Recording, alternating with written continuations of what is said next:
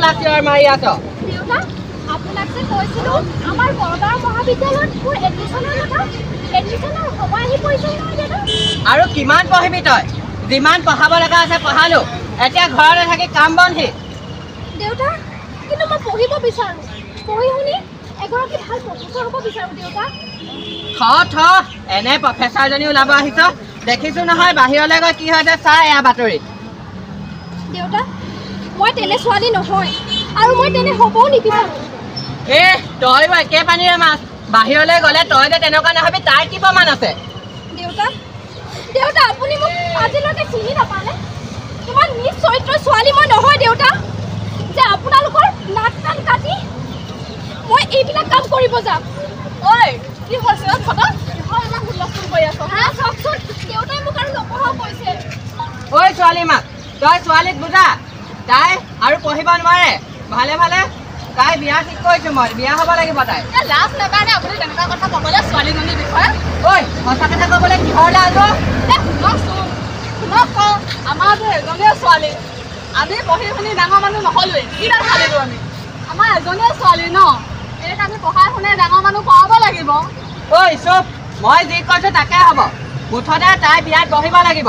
মই তাইলৈ ল'ৰা ঠিক কৰিছোঁ, এইকেইদিনতে তাইক চাবলৈ আহিব। মুঠতে তাই বিয়াত বহিব লাগিব।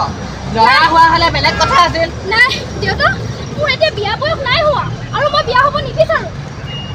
ঐ চুপ, মই যি কৈছোঁ তাকেই হ'ব। মুঠতে তই বিয়াত বহিব লাগিব। কি কথা কৈছে আপুনি? হে ইমান ফুল কোমলীয়া বয়সত কি বিয়া হ'ব হৈছে নি বা? হে মদ ফুকা খাই খাই চব হে হ'ল, মোৰতো একোৱেই নাই, অকল গেলা গেলা চিন্তাবোৰ সোমাই আছে। কিহৰ বেয়া বেয়া কৈ আছে ন? ঐ তহঁতি কি মোৰ মুখে মুখে ক'বলৈ আহিছ নি? ক'ব কি হৈছে এইবিলাক? কি হৈছে এইবিলাক? ইমান খং যে নাপায় নহয় ইমান খং কৰিবলৈ। ৰশ্মি, কি হৈছে তহঁতৰ? আমি আকৌ ভাবিছোঁ তহঁতৰ ঘৰৰ পৰা আহোঁগৈ বুলি। এই খগেনা দোকানত আকৌ মই আকৌ বহি আছিলোঁ, বোলে তহঁতৰ বোলে এইবাৰ বোলে ছোৱালীজনীয়ে বোলে হায়াৰ ছেকেণ্ডেৰীত বোলে ভালকৈ বোলে পাছ কৰিছে। আমি ভাবিলোঁ সকলোৱে মিলি পিনি সৰু সুৰাকৈ এটা সম্বৰ্ধনা এটা জনাই থওঁগৈ। তহঁতৰ ইয়াত আহি পিনি দেখিছোঁ গোটেই দেখোন কাজিয়া, নাপায় নহয়। নাৰী দিৱস উদযাপন কৰা হৈছে আৰু এই উপলক্ষে গড়গাঁও মহাবিদ্যালয়ৰ ৰাষ্ট্ৰীয় সেৱা আঁচনিৰ উদ্যোগত আমি বালিঘাট তিনিআলিত এখনি নাটক কৰিছোঁ আৰু বাটনাট কৰিছোঁ।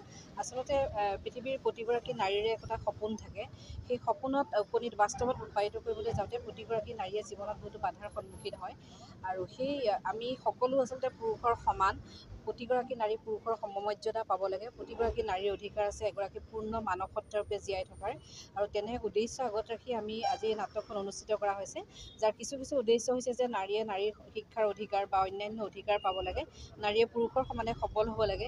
যদিও আমি কাগজে কলমে দেখা পাইছোঁ যে নাৰী আজি সবল হৈছে, কিন্তু তথাপিও আমি চুকে কোণে যদি লক্ষ্য কৰোঁ আচলতে নাৰী প্ৰতিটো ক্ষেত্ৰতে বহুতখিনি বাধাৰ সন্মুখীন হৈছে। গতিকে পৃথিৱীৰ প্ৰতিগৰাকী নাৰী আগবাঢ়ি আহক, পৃথিৱীৰ প্ৰতিগৰাকী নাৰী সফল হওক, পৃথিৱীৰ প্ৰতিগৰাকী নাৰীৰ সন্মুখত থকা সকলো বাধা অতিক্ৰম কৰি এখন সুস্থ সবল সমাজ গঠন কৰাত সহায়ক হওক, এই কামনাৰে আজি নাৰী দিৱসৰ সকলোকে শুভেচ্ছা জ্ঞাপন কৰিছোঁ আৰু আমি তেনে উদ্দেশ্য আগত লৈ এক বাৰ্তা সমাজলৈ প্ৰেৰণ কৰিব বিচাৰিছোঁ। সমূহ নাৰীলৈ আমি আন্তৰ্জাতিক নাৰী দিৱস শুভেচ্ছা জ্ঞাপন কৰিছোঁ। আজি 8 মাৰ্চ আন্তৰ্জাতিক নাৰী দিৱস। আজি আমি NSS গোটে এখন বাটনাটক নাৰী দিৱস উপলক্ষে এখন বাটনাটক ইয়াৰ আমি অনুষ্ঠিত কৰিছিলোঁ।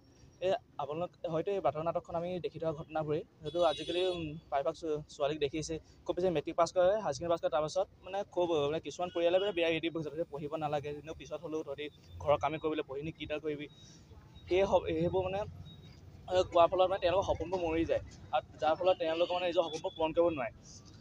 আৰু মই এটা ক'ব বিচাৰিম যাতে নাৰীৰ সপোনবোৰ যাতে পূৰণ কৰিব দিয়ক। এই নাটকৰ জৰিয়তে আমি তাকে বুজাব বিচাৰিছোঁ, নাৰীক শিক্ষিত কৰি তোলক, নাৰী যাতে সুৰক্ষিত হওক। অকল এই নাৰী দিৱসতে নহয়, প্ৰত্যেক দিনা আমি যাতে নাৰীক যাতে সমমৰ্যাদা দিওঁ, মই তাকে ক'ব বিচাৰিছোঁ।